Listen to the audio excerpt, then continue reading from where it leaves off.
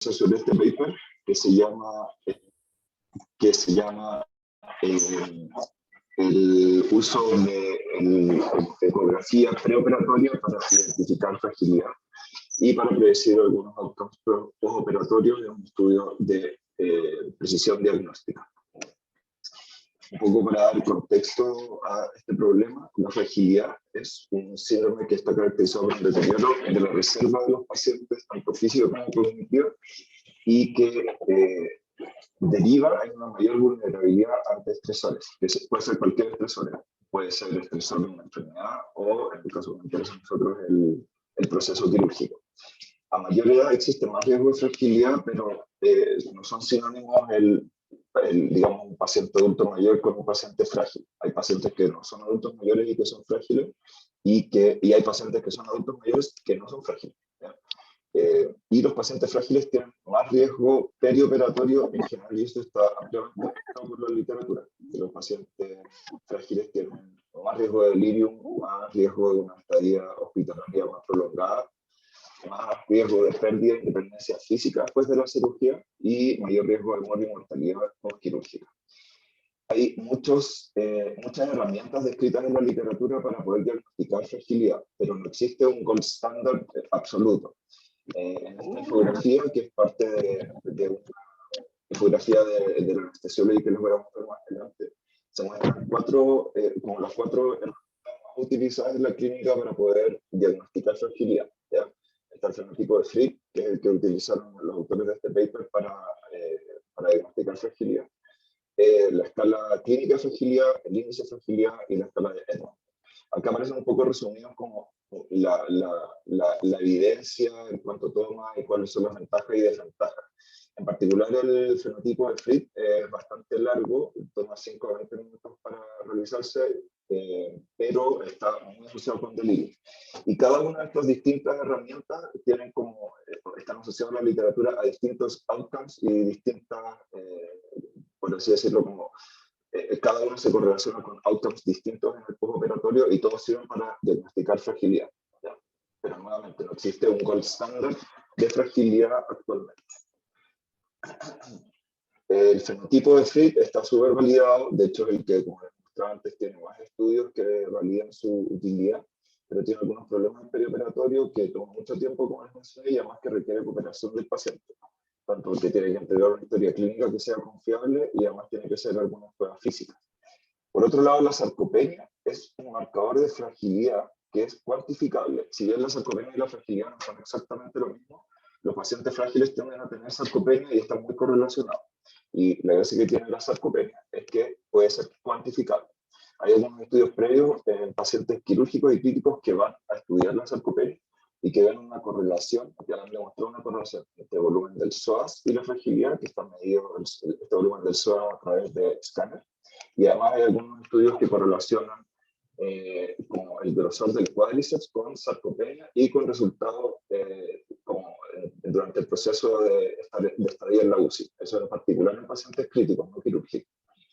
Entonces, la idea de este trabajo es, ya que existen estos antecedentes de que la fragilidad se correlaciona con malos outcomes postoperatorios, que existen herramientas de diagnóstico de la fragilidad, pero que tienen algunos problemas en su aplicabilidad, y que existe evidencia de correlación entre la sarcopenia y la fragilidad. Entonces, ellos tomaron esta evidencia y lo que ellos quieren demostrar es que la ecografía puede permitir discriminar entre pacientes frágiles y no frágiles. La ecografía utilizada para poder medir, en este caso, el cuádriceps y el recto femoral, como una medida de sarcopenia. Y la fragilidad.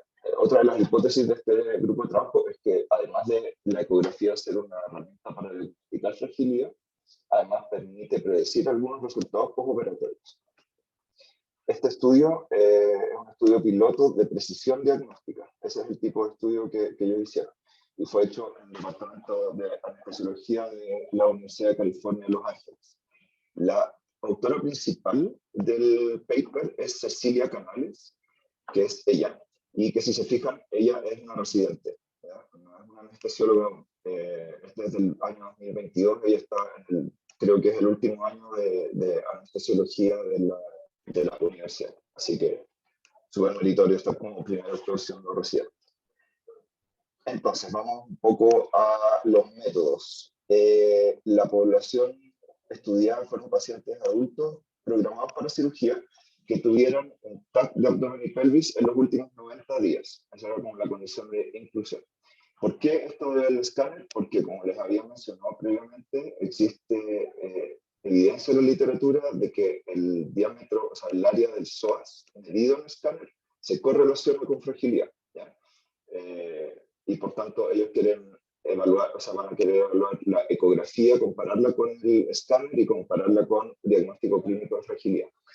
Y además estos pacientes tenían que ser, o sea, eran derivados por cirugía para una evaluación preoperatoria anestésica, que era, digamos, varios días previo a la cirugía, no el mismo acto de la cirugía, era como, ellos tienen una clínica de evaluación preoperatoria y eran pacientes que llegaban a esa clínica. Y algunos criterios de exclusión es que el paciente no pudiera consentir, obviamente, que tuviera amputación de extremidades inferiores, por razones obvias, porque iban a doler los cuádriceps, pacientes parapléjicos y pacientes que tuvieran distrofias musculares. Además, ellos tenían un grupo control que eran voluntarios adultos sanos que cumplían los criterios de inclusión y exclusión, salvo, obviamente, esto de que fueran derivados para cirugía. Y además no tenían necesidad de tener un escáner previo. Eran personas que digamos, llamaron como a través de anuncios, pero que no estaban involucrados en un proceso quirúrgico. Ellos hicieron un cálculo de tamaño muestral para poder llegar a definir si es que la ecografía era o no precisa para poder identificar o diagnosticar fragilidad, y con una magnitud de estimación del 70% de definir si era frágil o no frágil un paciente, con un intervalo de confianza de más o menos 18% del área bajo la curva de la curva ROC, que les voy a mostrar más adelante qué es lo que es. Ellos llegaron a la conclusión de que necesitaban un tamaño muestral de 32%. ¿Ya? Esto de las curvas ROC son curvas que se utilizan, que comparan para distintos, o sea, para un test diagnóstico, la sensibilidad y la especificidad. ¿Ya?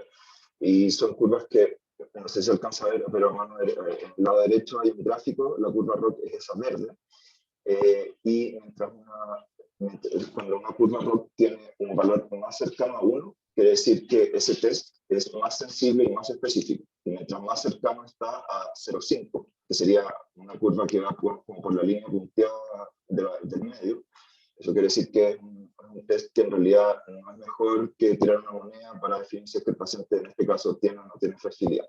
Entonces ellos lo que definieron es que la magnitud de discriminación, o sea, la curva ROC de este test iba a ser de 70%, más o menos 18%. Ellos eligieron ese corte como un poco pensando que iba a ser clínicamente relevante. No hay más razones que eso para definir esos cortes. Y bueno, además de estos criterios de inclusión y exclusión que les mencioné, ellos a todos los pacientes les hacían una medición de fragilidad.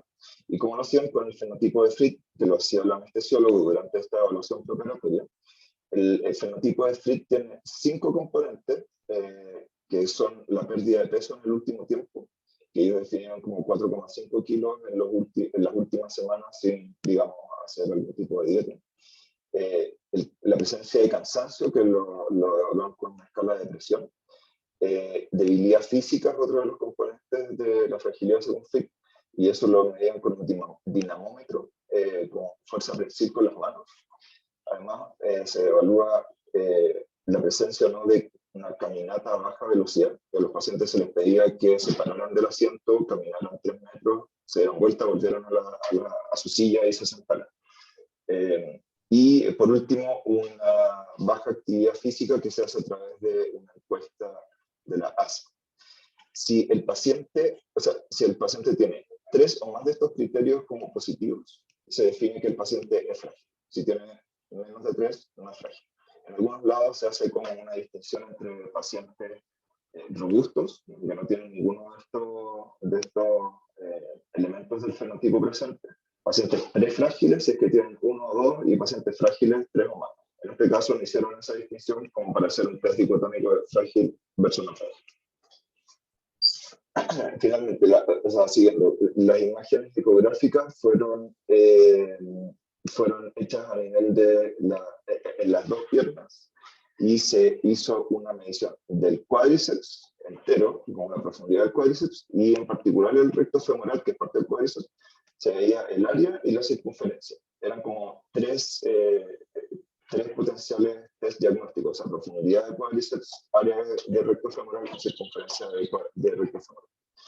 Y estas mediciones las hacía un único ecografista que era ciego al estatus de fragilidad. O sea, el anestesiólogo hacía la evaluación de fragilidad, el ecografista que era ciego hacía las mediciones ecográficas, ¿ya? Y se hacían después de la evaluación preoperatoria específica.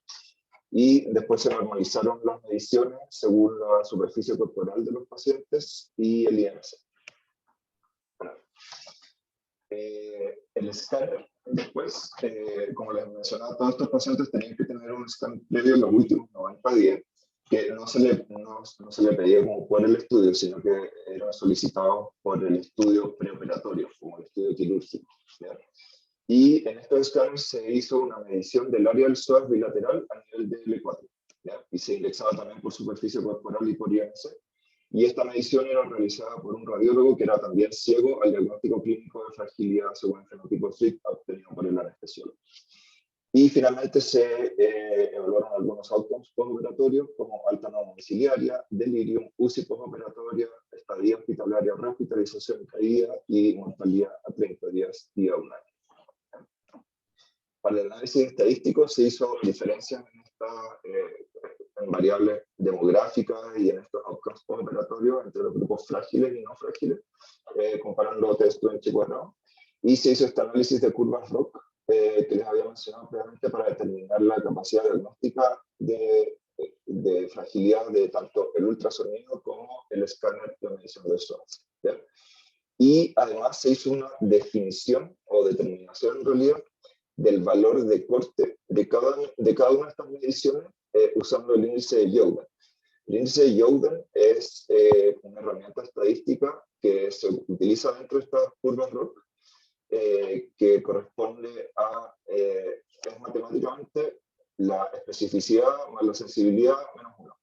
Entonces, mientras más alto sea el valor del índice de Youden, digamos como que se asume que ese valor del test es más, digamos, es como para determinar un poco cuál es el punto de corte más óptimo en un test, ¿ya? Dicho de otro modo, para un test que tiene distintos valores, se define cuál es el valor de corte en el cual yo consigo la mayor especificidad y la mayor sensibilidad combinada. En este gráfico a la derecha les muestro esto del índice de Youden, donde el punto J es el punto donde se consigue en forma combinada la mayor sensibilidad posible junto a la mayor especificidad posible. Eso.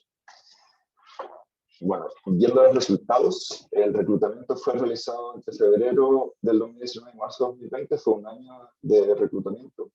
Fueron reclutados 34 pacientes, 2 de los cuales fueron excluidos porque se canceló la cirugía. Y además se obtuvieron datos de 20 voluntarios sanos. Dentro de los pacientes que fueron sometidos a cirugía y que se hicieron estas mediciones, se le diagnosticó fragilidad a 18 de estos 32 pacientes. O sea, el 56% de la población era frágil. Aquí está un poco la composición demográfica de los pacientes. En la columna a la izquierda están los no frágiles, en la derecha los frágiles, que eran el 56% de todos los pacientes, como les mencioné. Y no había alguna diferencia demográfica significativa entre los grupos, en términos de edad, de índice de masa corporal, etc. ¿Ya? Lo que sí había algunas diferencias que no eran estadísticamente significativas, pero sí, si uno ve los números son un poco distintos entre los tipos de cirugía. Por ejemplo, los pacientes frágiles tenían mayor representación dentro de la cirugía abdominal y cirugía ortopédica o de columna, y sí tenían menos cirugía ginecológica o urológica. ¿Ya? Y hay alguna diferencia en el tipo de cirugía a lo que eran sometidos los pacientes. Ahora, para el outcome primario, que es el valor discriminatorio de la ecografía para el diagnóstico de fragilidad, les presento acá los valores del área bajo la curva de estas curvas ROC. ¿ya? Se los presento así porque el paper no da como un gráfico bueno de estos números, sino que solamente los menciona. Así que puede parecer un poco confundente, pero se los destaqué en rojo lo importante. Primero, le muestro el área de psoas, o sea, como la capacidad diagnóstica de fragilidad del área del psoas, después de la profundidad del cuádriceps definido por ecografía y el área del recto femoral por ecografía. Y los tres números corresponden al valor no normalizado, al valor por IMC y al valor normalizado por superficie corporal. Y si se fijan, el área bajo la curva o la capacidad, digamos, discriminatoria de la medición del área del psoas bajo escáner es bastante bueno, 0,88, 0,80, 0,95, o sea, está bien cercano al 1, lo cual quiere decir que la medición, así como está demostrado previamente, que el área del psoas es una buena medición de fragilidad, o digamos se correlaciona mucho con una medición clínica de fragilidad. Para la profundidad del cuádriceps, la mejor medición fue no normalizada y tenía un área bajo la curva de 0,80. O sea, que va a estar también, digamos, un buen número. No es tan bueno como el escáner, pero tiene como un grado moderado de discriminación entre pacientes frágiles y no frágiles. Y el área del recto femoral en particular es un poco menos atractiva, entre comillas, que la profundidad del cuádriceps. ¿Ya? Esto es el área bajo la curva. Estas son imágenes como para llevar esto un poco más algo visual para que nos quede claro. Las imágenes de arriba, la A y B, corresponden a un paciente frágil, o sea, a un paciente que en la evaluación preoperatoria se le hizo el fenotipo de Frick y se definió que el paciente era frágil. Y en mano izquierda está el escáner y se puede ver en morado el área del psoas a nivel del E4. Y a mano derecha está la profundidad o el grosor del cuádriceps medido por ecografía. Y eso lo podemos comparar con las imágenes de un paciente que no es frágil. En el lado izquierdo está el escáner de un paciente no frágil, donde se ve que el área del psoas es más grande que en el paciente frágil y que además el grosor del cuádriceps medido por ecografía es mucho mayor que en el paciente frágil. ¿Ya? Y estos resultados, o sea, esto es un poco un resumen de los resultados anteriores, no de las áreas bajo la curva, sino que de las mediciones en sí. Y estos que les muestro son los índices normalizados. Como, en la parte de arriba están los índices directos y están el boxplot para los pacientes frágiles, no frágiles y control. Y si se dan cuenta, la profundidad del cuádriceps es mayor en los pacientes no frágiles que en los pacientes frágiles y es más similar a los controles sanos. Y si es que eso lo normalizamos por IMC, que son las cajitas en verde, y lo normalizamos por superficie corporal, que está en celeste, se mantiene el resultado. ¿Ya? Y este es el análisis que se hizo por este índice de Youden que les mencionaba, como para definir cuál es el valor de corte de cada una de estas mediciones que me da la mejor sensibilidad y especificidad. Y el valor de corte, bueno, depende si es normalizado o no, pero por ejemplo, si es que no es un valor normalizado, para la profundidad del cuádriceps serían 2,3 centímetros. Ese es como el valor de corte para yo definir si es que un paciente, digamos, por sobre eso no es frágil y bajo eso es frágil, con una sensibilidad en este caso del 94% y una especificidad que es bastante menor, que es del 64%. Y después están los valores digamos, normalizados por IMC y por superficie corporal. Y otra de las hipótesis que les había mencionado que explora esto es digamos, la correlación entre las mediciones que se pueden hacer en este caso con ecografía y los resultados postoperatorios. Y si bien es discreto el resultado, pero sí hay una tendencia a que la profundidad del cuádriceps medida por ecografía se asocia con una alta no domiciliaria después de la cirugía. Alta no domiciliaria se refiere a que a los pacientes, en vez de que se vayan por la casa, se vayan a una unidad intermedia, o sea, En vez de estar en el hospital y irse para la casa, se van a una casa de cuidado con enfermeras, etc. Y también se correlaciona con delirium postoperatorio. O sea, los pacientes que hicieron ecografía tenían cuádriceps más delgado, tenían más riesgo de hacer delirium postoperatorio. Entonces, siguiendo un poco la discusión, que es lo que proponen ellos, que la medición del grosor del cuádriceps mediante ecografía permite diferenciar a pacientes frágiles de pacientes no frágiles previo a la cirugía, y que además tiene una buena correlación con la medición del área del psoas mediante el escáner, ya que era lo que estaba previamente demostrado.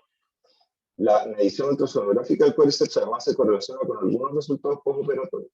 Y como les mencionaba previamente, aunque la sarcopenia y la fragilidad son entidades diferentes, la sarcopenia sí es un componente de la fragilidad, si bien no está, digamos, mencionado dentro del fenotipo de Frick. Los pacientes sarcopénicos en general son más frágiles, y los pacientes frágiles en general son sarcopénicos. Digamos que está muy correlacionado, ¿ya? Y además la sarcopenia por sí sola es un predictor de malos resultados postoperatorios. Por tanto, digamos que la ecografía nos permitiría identificar a pacientes sarcopénicos, pacientes frágiles, ¿ya? ¿Y por qué es importante esto? Porque el identificar a los pacientes frágiles permite tomar conductas perioperatorias y entregar pronóstico a los pacientes y familiares. Por ejemplo, pacientes que nosotros vemos con anterioridad, en este caso lo veían varias semanas antes de la cirugía, y que se detecta que el paciente es frágil, se puede, por ejemplo, incluir en programas de preacondicionamiento, con ejercicio físico, con nutrición, para poder aumentar la reserva fisiológica de los pacientes. O, por ejemplo, en pacientes que llegan al hospital y que se someten a una cirugía de urgencia, donde no tenemos mucho tiempo para poder tomar intervención. Sí nos permite el hacer una evaluación de fragilidad, entregar un pronóstico, porque sabemos que los pacientes frágiles tienen problemas outcomes postoperatorios y por tanto eso se lo podemos informar a la familia o al mismo paciente. Los indicadores de fragilidad son múltiples, como les había mencionado previamente, pero pueden tener algunos problemas de la aplicabilidad clínica, ¿ya? Por ejemplo, en pacientes comprometidos de conciencia no podemos hacer screening de fragilidad, porque necesitamos la historia clínica. Y en pacientes que tienen dificultad en la marcha tampoco podemos hacerlo. Por ejemplo, el setting habitual en pacientes que tienen patología de cadera, que son pacientes en general añosos, que tienen más riesgo de tener fragilidad y que pueden tener dificultad en hacer estas pruebas del fenotipo de Frick porque tienen patología de cadera. La ventaja entonces que tendría la ecografía es que se puede hacer al lado del paciente, ¿ya? Es rápido, menos de 5 minutos, por lo que mencionan ellos, como para hacer la medición ecográfica. Es objetivo, es lo que se puede medir, y puede ser revisado incluso en pabellón, o sea, en distintos settings. Como decían, se puede hacer tanto en la clínica preoperatoria como en el mismo día de la cirugía, si se hace una evaluación preoperatoria ahí mismo, o en el pabellón, o en el centro de urgencia, etc. Y en conjunto con otros estudios previos, este estudio muestra que la medición de fragilidad vía ecografía puede ser utilizada para estratificar el riesgo, tanto preoperatorio como postoperatorio. Hay algunos estudios previos que le hacen estas mediciones de cuádriceps a los pacientes una vez que ya estaban operados y se confirma un poco lo que ya sabemos, que es que pacientes con cuádriceps más delgados son más frágiles y que tienen peores outcomes postoperatorios. Eso. Ahora, algunas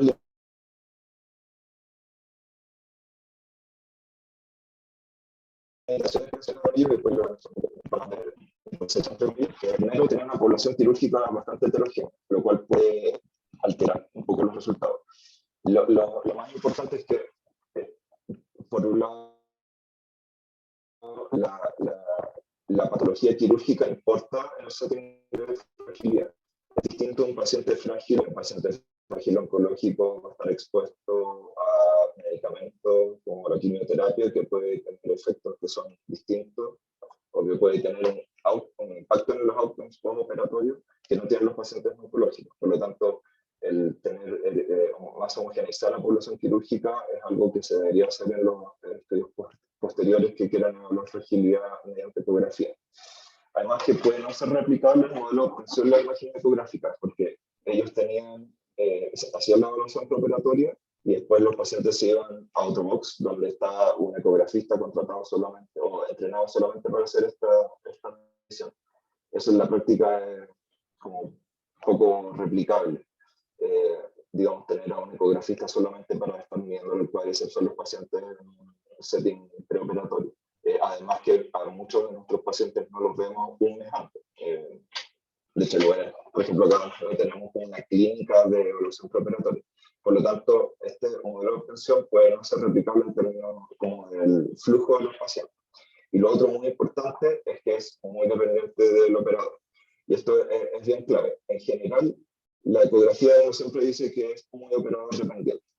En este caso, eso aplica 100%, porque lo que ellos hicieron es tener siempre el mismo operador, haciendo mediciones en siempre el mismo lugar que ellos definían que era como que hacían una recta entre la rótula y la espina ilíaca superior, y en la mitad o el 60% de esa distancia hacían la medición. Por lo tanto, era como súper estandarizado, pero como tenía el mismo operador, eso puede hacer que si es que después lo llevamos a la práctica, esto no sea replicable y que no tengamos los mismos resultados que obtuvieron ellos en términos de poder diagnosticar fragilidad gracias a la ecografía. Entonces, esa es una limitación obvia, no tanto del estudio, sino que es como de la técnica en sí, ¿ya? Y por tanto, después se tiene que hacer más estudios en donde esto se lleve a la, por así decirlo, vía real, donde haya distintos operadores ecográficos y que efectivamente lleguen a las mismas conclusiones. ¿Ya? Eso. Esto es lo que este estudio que salió publicado en febrero de este año, y llevó a que una vez que lo publicaron hicieron un podcast del estudio, que es súper bueno, se lo recomiendo a todos. El podcast de Anestesiology que está en Spotify es bastante bueno, y ahí discutieron este paper. Y además hicieron una infografía, que es la que está a la izquierda, y hicieron una editorial a propósito del estudio.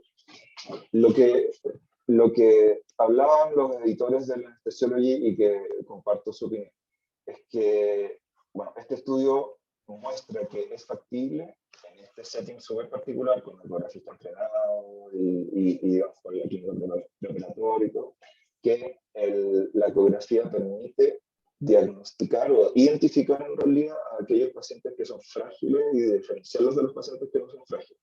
Por lo tanto, digamos, es una herramienta útil.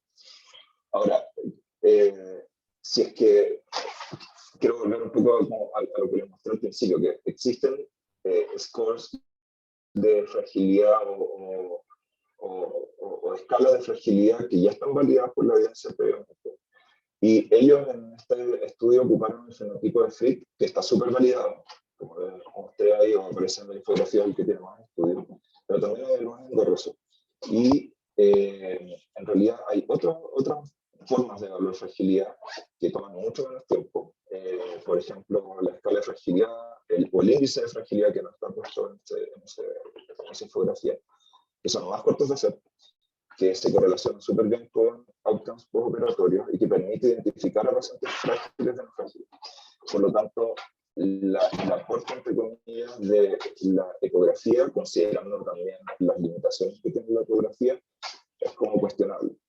Ahora, esto es un estudio súper preliminar, por lo tanto, quizás en un estudio más adelante con poblaciones más grandes, más homogenizado por tipo de paciente quirúrgico, se puede llegar a la conclusión de que la ecografía es súper útil, o digamos, mejor incluso que algunos scores clínicos. Pero el mensaje es que de la editorial es que existen previamente scores clínicos de fragilidad, que es importante hacerlo porque está súper demostrado su impacto en el perioperatorio de esos pacientes. Y que en realidad la ecografía, si bien es una herramienta diagnóstica que está súper como en boga, en la literatura hay un montón de ecografía, o sea, de estudios sobre ecografía y ecografía vía aérea, ecografía y fragilidad. La verdad es que es como un poco de, volvamos un poco a lo clínico, porque lo clínico sigue siendo bueno. Y sí hay settings donde la ecografía podría ser útil, que es los settings que les mostré donde no se pueden hacer estos scores, que son pacientes comprometidos de conciencia o pacientes que no pueden hacer las pruebas físicas. Eso. Abro la discusión para preguntas y para comentarios.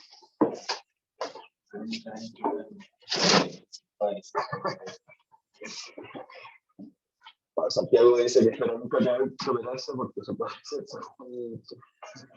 Pero acuérdate, Santiago, que está normalizado. O sea, digamos, se puede normalizar la evidencia de superficie corporal. Y también sigue siendo eso.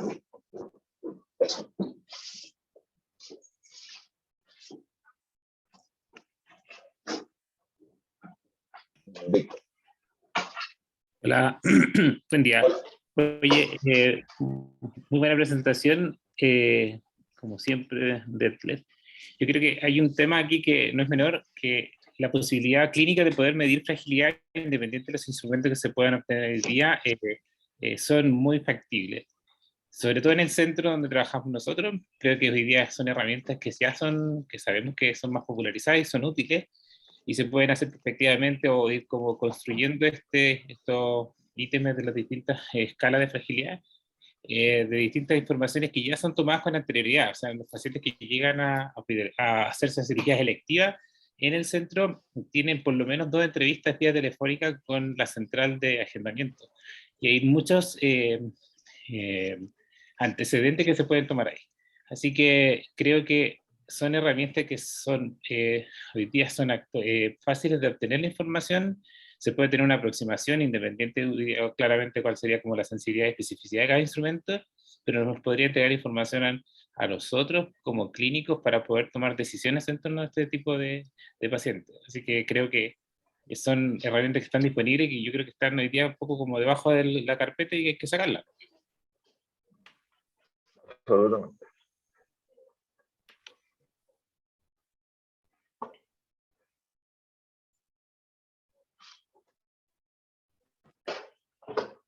Hola, pregunta para los que están trabajando en fragilidad con la Panchi, no sé si está la Panchi. Si hay resultados preliminares de lo que ya tienen con este ya más de un año de Phonics con la rehabilitación.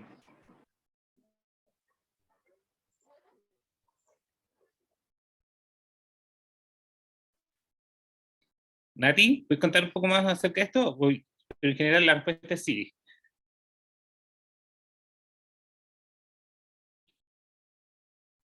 Pero puede ser un poquito más concreto, desgraciado. Sí, claro, voy a ser más concreto. Es que, mira, hay resultados preliminares de unos primeros 20 pacientes que tenemos reclutados, y de los cuales son más o menos como 10 que están en el área de intervención. Y los pacientes que van al área de intervención, que tienen esta interconsulta con geriatría, nutrición y kinesiología, el grado de fragilidad que medimos inicial cambia, pasan de un estado principalmente prefrágil, según la escala de Fritz, a un estado robusto antes de la cirugía, en un periodo de 4 semanas. Así que ese es como uno de los resultados bien esperanzadores que tenemos. O sea, de cierta forma cambia su perfil de mortalidad en 4 semanas si uno aplica este tipo de intervención. No así los que son en el área de control, que son observacionales, y obviamente si llegan frágiles o prefrágiles, siguen siendo frágiles y prefrágiles.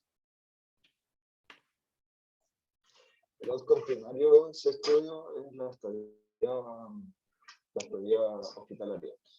Y en ese sentido, por los 20 pacientes que llevamos, aún no se pueden identificar diferencias, pero faltan todavía pacientes.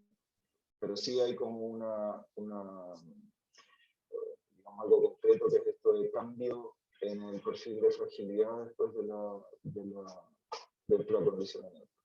Que también es algo que está mostrando en literatura. O sea, hay estudios que muestran que los programas de preacondicionamiento mejoran la fragilidad, o sea, mejoran como la performance de los pacientes, la capacidad funcional de los pacientes. Y en algunos de ellos se muestra que hay disminución de la estadía hospitalaria hasta 4 días, y en otros, la verdad es que hay un efecto discreto sobre la estadía hospitalaria.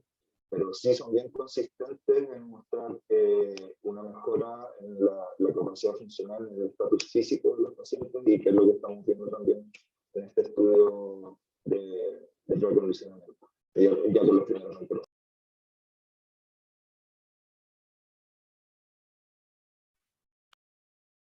Pede. Sí, Pede tiene la mano levantada. Escucho. Sí, hola, buenos días.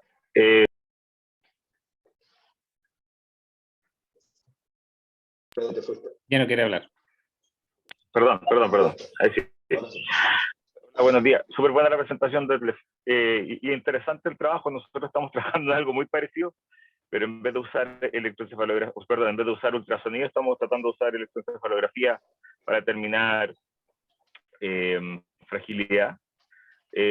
Usamos la misma escala de Fried, pero asociada también al Clinical Practice Scale, que cuando uno se mete un poquito más a estudiar fragilidad, se da cuenta que Fried es uno de los modelos que existen para determinar fragilidad, que es el fenotipo de Fried, finalmente, que son las cosas que tú describiste. El otro fenotipo se llama más bien la acumulación de déficit, que eso se mide con otro tipo de escala, que probablemente la mejor es el Clinical Practice Scale. Yo creo que aquí es súper importante diferenciar un poco qué es lo que queremos hacer. ¿Queremos hacer investigación o queremos hacer cosas como de cambio en nuestras conductas clínicas? Desde un punto de vista de conducta clínica, yo no sé qué más tenemos que seguir investigando para demostrar que la fragilidad y tratar de disminuir la fragilidad ante la cirugía mejora los outcomes de los pacientes. Eso está archidemostrado. O sea, hay metaanálisis gigantes publicados en JAMA, en revistas gigantes, que no es algo que vayamos a asumir mucho más. Entonces, efectivamente, la fragilidad está asociada con peores outcomes en el postoperatorio. En múltiples escenarios clínicos, distintos tipos de cirugía, no creo que haya que darle mucha vuelta más a eso. Simplemente esto en este estudio, una vez más se midió y se volvió a llegar al mismo resultado, que era los pacientes más frágiles tienen peores desenlaces clínicos. Pero, como lo interesante de este estudio un poco era, trataron de ver otra forma de medir fragilidad. Si es más fácil que la alfombra estándar, no lo sé, la verdad, que tener un ultrasonido y gente capacitada para hacerlo, me parece un poco más difícil personalmente que hacerlo una escala validada. Pero sí, obviamente, tiene las ventajas que les mencionó desde el punto de vista de poder hacerlo, por ejemplo, en pacientes con fractura de cadera que no se pueden mover, o pacientes inconscientes. Claro, tiene otras ventajas. Entonces yo creo que es fundamental definir qué vamos a hacer si nosotros midiéramos, de hecho las recomendaciones actualmente de la BRAIN, de la ASA, un poco de la salud mental y del cuidado de los pacientes, del Preventative Brain Health Initiative, que es una iniciativa para cuidar un poco el cerebro. Dentro de sus cosas está medir cognición en los pacientes mayores previos y medir fragilidad previamente a la cirugía en los pacientes mayores. O sea, hay mucha evidencia desde el punto de vista clínico que implica o que sugiere que uno debiese incorporar este tipo de medidas en la evaluación preparatoria de los pacientes mayores. El punto es, ¿qué vamos a hacer cuando tengamos esa información desde un punto de vista clínico? ¿Ya? Y eso es un poco lo que está estudiando el Víctor con la PANCHI, tratando de ver si es que programas de prehabilitación, de distintos tipos de prehabilitación, física, cognitiva, nutricional, etcétera, pueden mejorar los desenlaces, y al parecer sí, lo cual es muy bueno. Pero no enfrenta a la vez a la dificultad de tener tiempo para hacer estas cosas, y probablemente ahora la evidencia va, o lo que estamos tratando de hacer es buscar cuánto es el mínimo tiempo disponible, lo mínimo que podemos hacer para mejorar los desenlaces. Entonces yo creo que tal vez como grupo deberíamos tomar una decisión respecto a qué vamos a hacer. Yo creo que la recomendación de medir cognición y medir fragilidad en los pacientes mayores en el preoperatorio está, como incorporarla a la visita preanestésica. Yo alguna vez lo comenté con Ricardo, pero efectivamente hay un tema asistencial que es difícil sobrepasar. Sobrecargar la visita preanestésica con eso me dijeron que podía ser difícil, y finalmente eso está estandarizado, es una medición de temas de calidad, entonces no es tan fácil. Entonces tenemos que definir desde un punto de vista clínico si es que hacer esta medición realmente va a cambiar algo, como cualquier test diagnóstico o cualquier test que uno hace en medicina. Si no vamos a cambiar nada, yo creo que realmente no vale la pena hacerlo, aunque esté archidemostrado que los pacientes más frágiles tienen peores resultados en el postoperatorio, ¿ya? Y son resultados súper pesados: mortalidad, que la gente sea, ¿cómo se llama?, que salgan sean disfuncionales de un punto de vista de actividad de vida diaria, etcétera, ¿ya? Pero estoy absolutamente de acuerdo un poco con la editorial y lo que mencionó Detlef también, que existen herramientas disponibles desde un punto de vista clínico, nuevamente, que son fáciles de hacer. Hay unas que demoráis 2 minutos, básicamente mirar al paciente y poner un circulito en la escala. Y lo que yo creo que hay que darle más vuelta un poquito desde un punto de vista clínico es que qué vamos a hacer cuando encontremos a ese paciente. Desconozco si las escalas están validadas para una evaluación telefónica, no lo sé, habría que revisar también para lo que decía Víctor.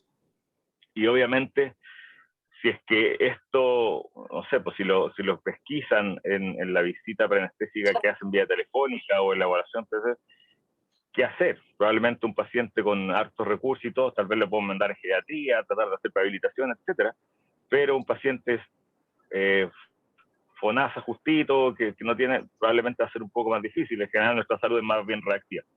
Entonces, hay hartas cosas que darle vuelta y tomar decisiones un poco. ¿Ya? Yo creo que la evidencia está, estamos un poco decidiosos al respecto, pero no hay que seguirle dando mucha vuelta. La fragilidad claramente está asociada a peores desenlaces. Y el tema es que, ¿qué vamos a hacer cuando tengamos ese diagnóstico? ¿Ya? Y felicitaciones a Detlef, buenísima la presentación. ¿Dede? ¿O Dede? Sí, te escucho. Gracias por los comentarios. Oye, gracias por la presentación. No sé por qué Zoom me escupía todo el rato para afuera. Así que la escuché súper entrecortada, lo siento. Yo estoy súper de acuerdo con lo que dijo PD, y yo quiero llevarlo aún más allá, porque esto no es solamente una decisión de grupo, también es una decisión de institución. Aquí hay un tema de costo, que es lo que frena un poco que nosotros podamos ofrecer un programa de prehabilitación a estos pacientes. Aquí, si todo esto se paquetizara, o sea, si el paciente FONASA o ISAPRE pudiera tener un paquete donde incluso, cacha, la vitamina D, empezando por eso, fuera parte de este paquete, el pack de kine, la interconsulta de geriatría, y eso, ponerle un costo como paquete, sería súper importante. Y esto asumiendo que el costo al final va a ser más barato, si tú sumas y haces la suma y le pones todo el outcome final, los días de hospitalización, los fármacos que tienes que usar después, los días camas después, etcétera, etcétera, al final termina siendo más barato, pero ahora es el tema de costo. Nosotros tenemos un avance, nosotros prehabilitamos al doctor Pimentel, y él está sumamente convencido del programa, a él le sirvió mucho, pese que no clasificaba como un paciente mayor, y ahora nos acaban de meter, también no sé si sabe, al programa ERAS, que el hospital quiere tomar esto de la fragilidad y esto de prehabilitación para el programa ERAS que va a salir ahora. Entonces nos llamaron a nosotros para ver que dentro de las cosas que nosotros hacemos, qué pacientes debiésemos prehabilitar. Y así la institución va a poner algunos recursos para que empecemos a hacer esto. Van a empezar con coloproctología, cirugía de tórax, porque, bueno, Pato Sala es tórax, y van a dar lucas para que nosotros podamos empezar a elegir pacientes y prehabilitar.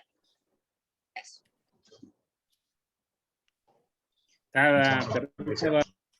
Sí.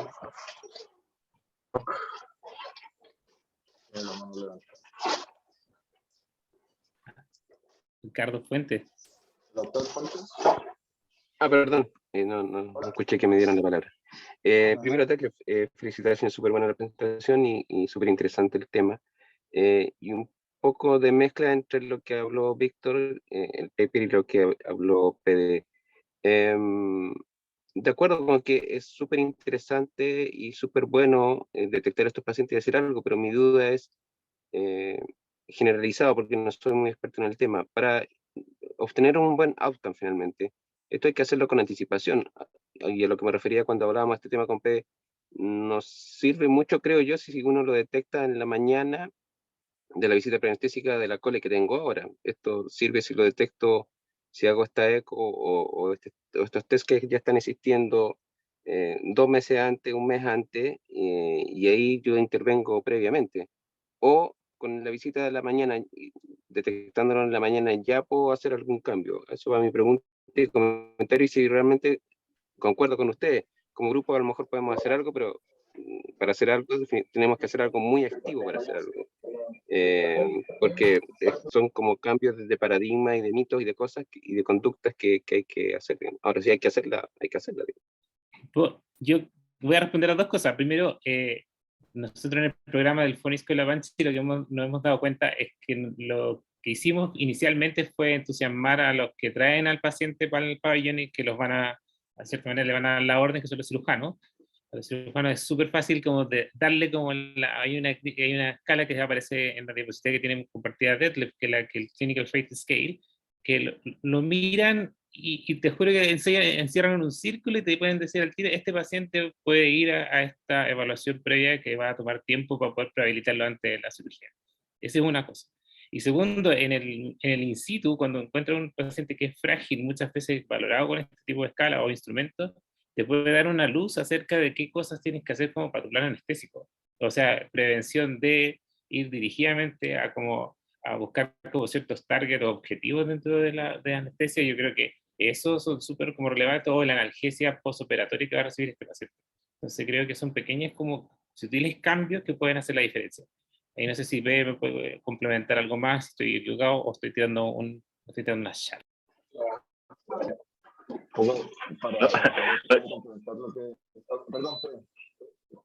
No, dale, sorry, dale. Cosita muy corta, pero primero que la intervención que hacer con pacientes frágiles está demostrando en literatura cuál es la mejor. Aclaro que los programas de rehabilitación sirven, pero no se sabe cuál es el esquema exacto, cuál es el régimen, cuánto tiempo, si es solo ejercicio físico, si hay rehabilitación o no, etc. O sea, digamos que es un área que está en estudio. De hecho, digamos, el programa que lleva la Panchi justamente para comprobar el impacto de estos programas de rehabilitación. Así que, ¿qué intervención exacta se puede hacer? Creo que se pueden hacer intervenciones. La intervención está en materia de discusión, es materia de discusión. Y ahora, por un lado, yo creo que si pensamos en hacer el diagnóstico de fragilidad en un mismo día, o sea, nos enfrentamos al paciente en la UPO y lo vemos y decimos, oye, es frágil. Puede servir, quizás no para hacer intervenciones y probablemente no vamos a poder hacer una intervención como preoperatoria, pero sí podemos hacer un par de cosas. Primero, es que eventualmente podemos cambiar un poco el manejo anestésico intraoperatorio. Tengo que está demostrado que fragilidad se asocia a delirium y eventualmente podemos tomar algunas intervenciones como extra para poder disminuir el riesgo que el paciente tenga delirium y tomar esas precauciones extra en pacientes que son frágiles. Nuevamente, ¿qué intervención exacta?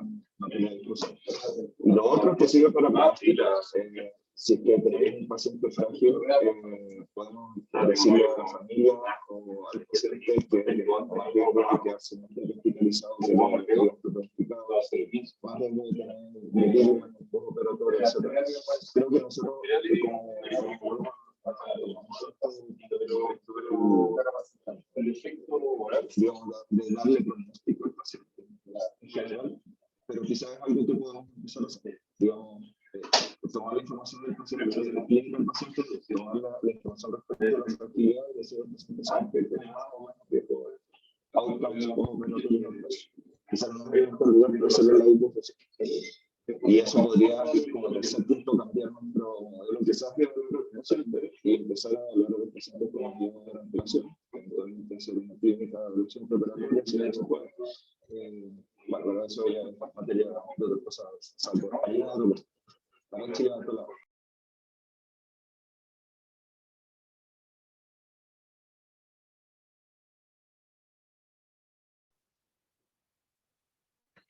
¿Aló? No, no, Ah, ya. Yo es que escucho pésimo, soy yo nomás. Ay, no sé, ahora te escucho bien y te escuchas bien. Ah, ya, que no sé qué le pasa a mi Zoom, lo escucho pésimo.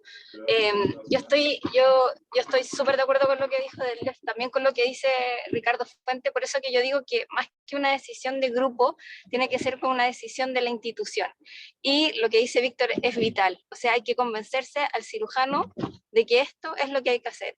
Y lo que hemos hecho es que, por ejemplo, el equipo de coloproctología está totalmente convencido que esto sirve. Entonces hay varias cosas que se pueden detectar antes que se pueden trabajar. Pero yo concuerdo con lo que dice Ricardo, hay muy poco que hacer ese día, pero quizás 3 semanas podemos arreglar una anemia, podemos darle un esquema nutricional, podemos hacer kine, es vital. Entonces, por eso que yo hablaba que más que como grupo, tenemos que ir a ver esto como grupo, como institución, porque hay que convencer a varios. Hay que convencer a varios de que esto sirve, que son los cirujanos, y hay que convencer a varios que esto es más barato, y esto a la red en general, porque tienen que dar presupuesto o hacer esto como un paquete, un plan para que resulte en verdad.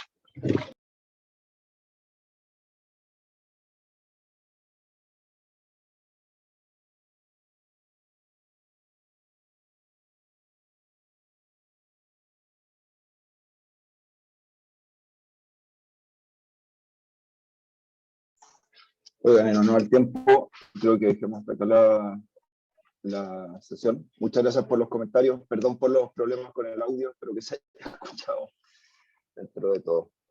Muchas gracias por la participación de todos. Chao. Gracias a ti, Bello. Besitos. Chao, chao.